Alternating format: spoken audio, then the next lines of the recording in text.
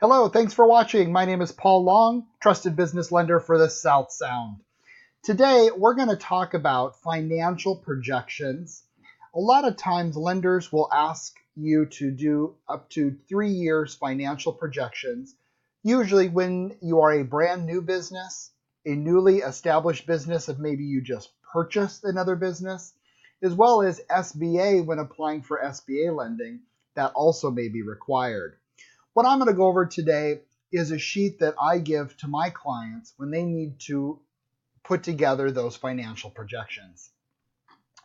So in this here, you're going to have the profit and loss projections. You're going to put in your NAICS code. This actually helps the lender, as well as make sure to put in your month and year of when your fiscal year begins and ends. You will also notice down at the bottom that there's year 1, year 2, and year 3. So everything I say, you'll go ahead and repeat throughout those times.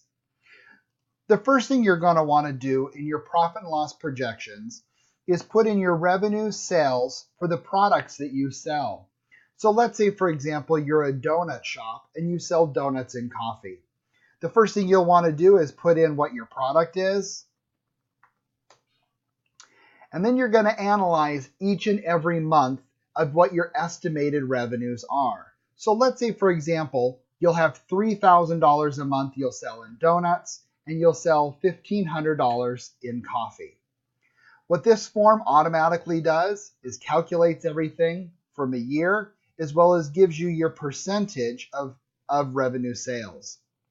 One thing that is very important as you're going through this exercise is the very last column that says explanation of line item. This is very important to tell the lender and SBA how you came up with that number. So in this case, where if you believe you sold $3,000 worth of donuts in a month, you would say, based on selling so many donuts each week for 4.5 weeks. So now the lender understands how you came up with that. So you would do this for each and every line item throughout this entire document. So let's continue down to cost of sales. So in this case, you would have your dough for the donuts. You will have your coffee beans. And yeah, those are your cost of sales. And so you would do the same thing. So my dough each and every month would be $300. My coffee beans maybe are $250. Again, same information that it goes and does everything here. And again, don't forget, go all the way over to the explanation of line item and say how you came up with that. Next thing you'll do is go down to the most important part also, which is expenses.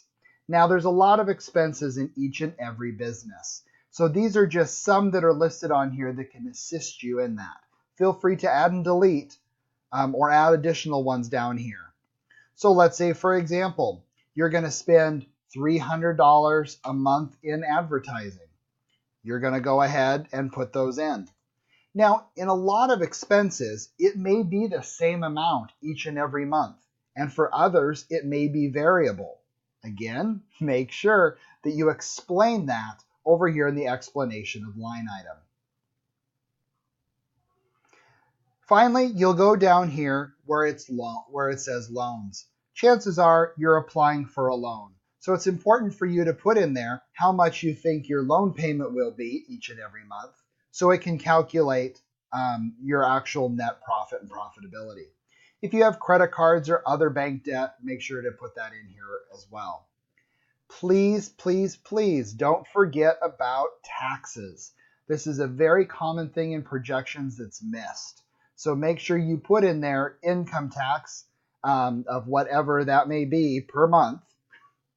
We'll say $1,500. And put that in there, as well as explain over here what maybe your tax rate is and how you came up with that item. So you'll see here at the very bottom, net profit. It actually calculates and does everything for you, as well as shows you all of your overall numbers.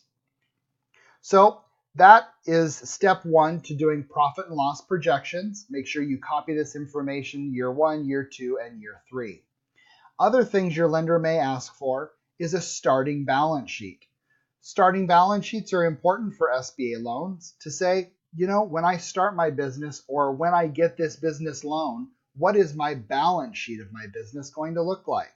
You're going to put in your cash, your accounts receivable, your inventory, any assets. Don't forget to take away any depreciation if you have any, as well as any sort of liabilities you may have. Last but not least, when doing SBA loans, it's also important to fill out what's called projection assumptions. This is more information outside of your profit and loss that usually the bank and the SBA looks for. Other things that are on here wants to know for an existing business, what's the background? How do you explain your sources of growth? And cost of goods. Pretty much it's additional information that may be also an add-on to that final column that we talked about earlier. There's also a separate one if you're a total startup business. And again, as a startup, they're going to ask for a lot more detailed information, but this is also a place where to start. So hopefully this helped you understand what is needed to do financial projections and a statement of assumptions for the loan that you are trying to apply for. Thanks very much for watching.